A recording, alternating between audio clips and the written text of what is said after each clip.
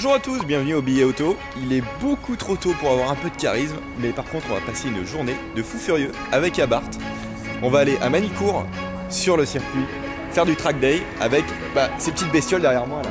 Il y a une 124 GT, deux 124 GT et une 595 boîte méca avec le différentiel. Donc souvent on dit que c'est des joujoux des villes, mais on va voir un petit peu comment ça se comporte sur circuit.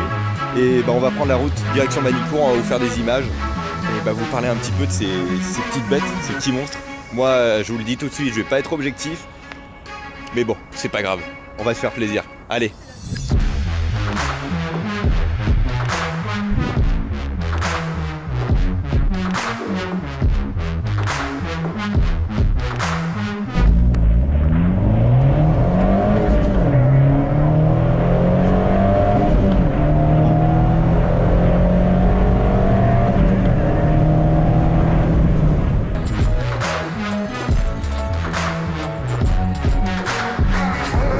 Les amis, nous sommes sur la route en direction de Nevers, Manicourt, le fameux circuit, avec donc Abarth qui nous convie sur la journée.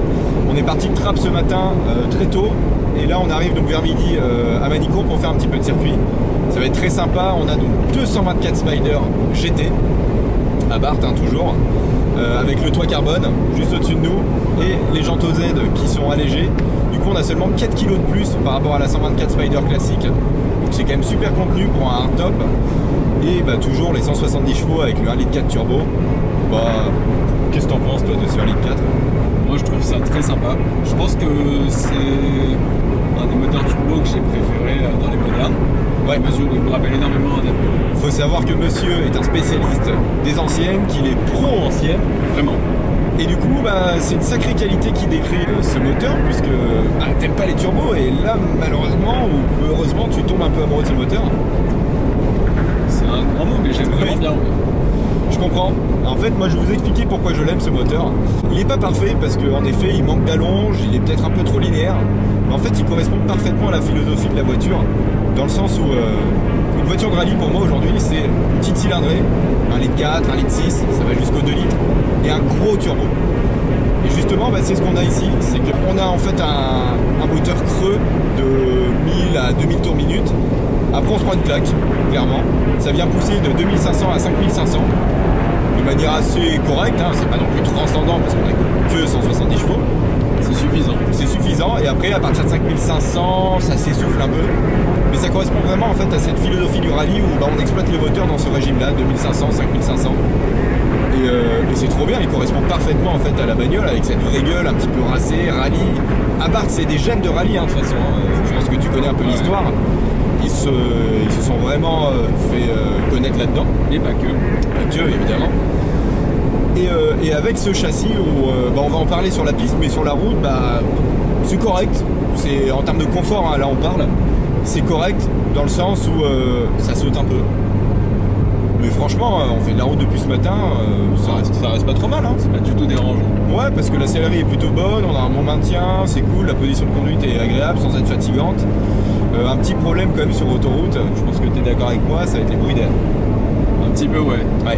Là, on les entend pas mal au niveau des joints, malgré le fait qu'on est à hardtop. Faut parler un peu fort, quoi. Mais sinon, à part ça, voilà, là je peux lâcher le volant sur autoroute, la voiture file droit, il n'y a pas de mouvement de caisse, ça change des citadines, quoi. Donc c'est cool pour ça, avoir une bagnole un petit peu basse, bien assise. Franchement, pour faire de la route, c'est faisable. C'est faisable. Et même le moteur est plutôt discret sur autoroute. Tu vois, c'est pas trop dégueu. C'est pas désagréable du tout. Ouais, on est en mode sport, hein, donc les valves sont ouvertes et pourtant on reste quand même avec un son qui est très correct. Donc écoutez, j'ai envie de vous dire, on se retrouve au circuit. On va tester ça un petit peu, on va voir ce que donne vraiment ce châssis sur circuit. Le moteur on le connaît, le châssis on a pu l'exploiter avec JB par exemple sur route ouverte. Et j'ai envie de savoir ce qu'il donne, apparemment il est ultra joueur et tout. Je pense qu'on va plutôt s'éclater sur la piste. Je pense aussi. Allez, on se retrouve là-bas.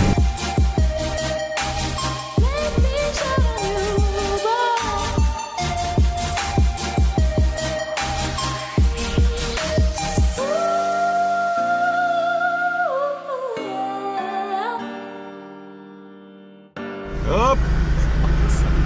Et nous voilà à Manicourt. Ça y est, on arrive pour notre petit track day. Ça va être très très sympa. Putain, qu'est-ce que j'ai hâte.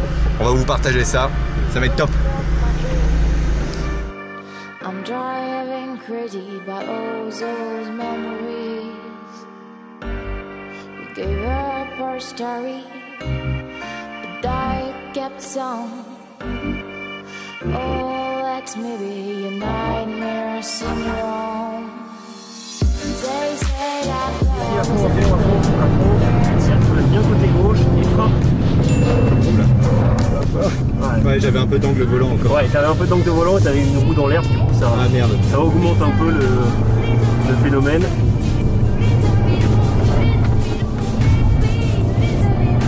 Il y a le SP qui vient bien. Ouais, quoi. C'est fou comment elle se balance. Seconde, ouais, ça bouge à l'attaque des freins. Allez, gaz à fond, Yannick. Allez. Regarde, pas d'eau. Ouais. Regarde, je vais à gauche.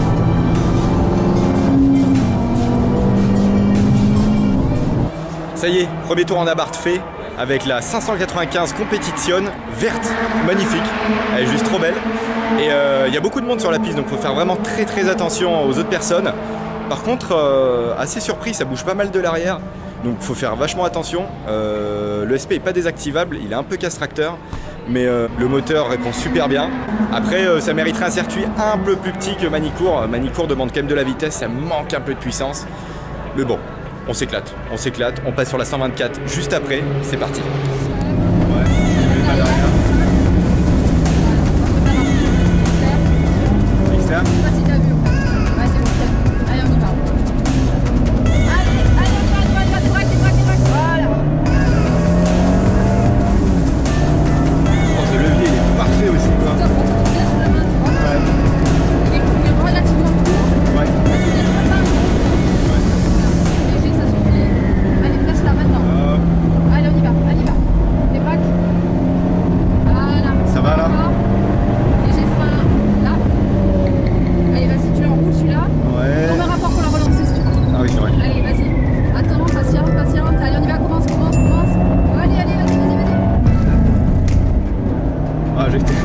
J'étais vraiment un gros porc là. Voilà, on le rapport, rentrement, gaz, Ouais. laisse-la élargir un peu. Allez, super, Comme ça. laisse-la encore, voilà. Allez, sors, applique-toi. Maintenant, attends. Allez, on remet les gaz, vas-y. Ouais.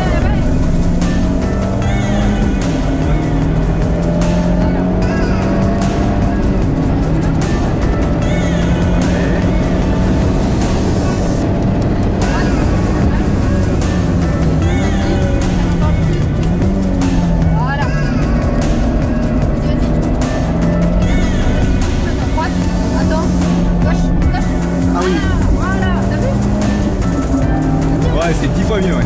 Mais beaucoup plus.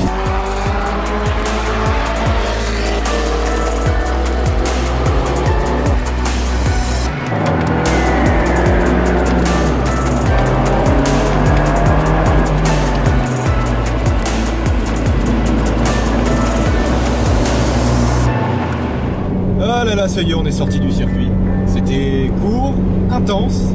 On a bien kiffé, non? Ouais. Ouais.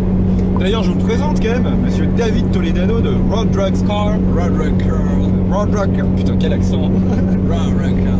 Et donc du coup, un blog automobile sur l'ancienne.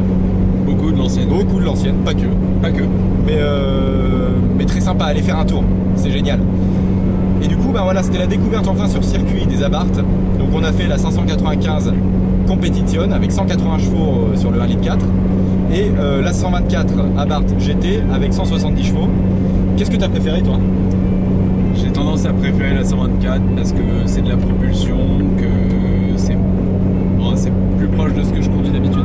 Ouais, bien sûr. Moi je suis d'accord avec toi dans le sens où je trouve qu'elle est beaucoup plus efficace sur circuit, on prend beaucoup plus de plaisir que la 595 qui est déjà une position de conduite pour moi pas adaptée pour le circuit.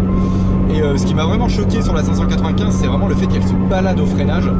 C'est assez troublant, c'est marrant, mais troublant. Alors que la 124 est quand même beaucoup plus saine en comportement, C'est sûr. mais par contre ultra joueuse. C'est-à-dire que vraiment on reprend les gaz en sortie d'épingle, elle vient faire un petit travers, c'est parfait. Avec le mode sport, ça vous laisse légèrement dériver. C'est pour moi l'école parfaite de la propulsion à moteur avant. C'est léger, on est bien assis, on a un super ressenti, ça grippe plutôt bien, Ça grippe plutôt bien, oui. ça freine correctement. Après, nous, on avait les freins un peu chauds à la fin, mais sur les premiers freinages, c'est vraiment correct. La sonorité, bah, toujours sympa. Et cette boîte de vitesse, les gars, cette boîte d'origine Mazda, elle est géniale. Je crois que c'est ce que j'ai préféré sur la voiture d'ailleurs. Moi, j'ai un problème avec cette boîte, c'est qu'en fait, je passe à peu près en moyenne 2 fois plus de rapport qu'une bagnole normale, seulement pour faire claquer l'échappement, le Record Monza, qui a un échappement de fou furieux. Je sais pas comment les ingénieurs font pour homologuer cette pièce, parce qu'il fait quand même beaucoup de bruit. C'est vrai. Il fait beaucoup de bruit. C'est vrai, c'est vrai. C'est génial en fait, c'est vraiment, on a des déflagrations qui vont pas faire comme des Audi S3 qui sont vraiment trop automatiques. Là, ça vient pétarader à des moments où on s'attend pas forcément. Et c'est trop bien, ça fait un échappement naturel en fait. Je pense qu'il il est très naturel l'échappement et il pétarade pas à la demande, il pétarade quand on vient vraiment le chercher. C'est ça exactement, et ça c'est juste trop cool. On s'éclate et avec cette boîte en plus, c'est parfait. Donc ouais, j'ai vraiment apprécié cette bagnole. Moi aussi. Ça peut être un bon tracteuil. Ça mérite de l'équiper un peu par contre je pense, en termes de durée d'aviation, des choses comme ça. Les kits de frein. Les kits de frein pour éviter de l'ébouillanter. Et ouais, c'est un bon choix. Après, voilà, la 595, moi je pense qu'elle est beaucoup plus faite pour des petites routes de montagne, pour l'arsouille, pas trop vite. Parce que dès qu'on prend de la vitesse, c'est vrai que c'est pas ce qu'il y a de mieux. Mais ça reste quand même une bonne surprise. C'était marrant, on s'est bien éclaté avec.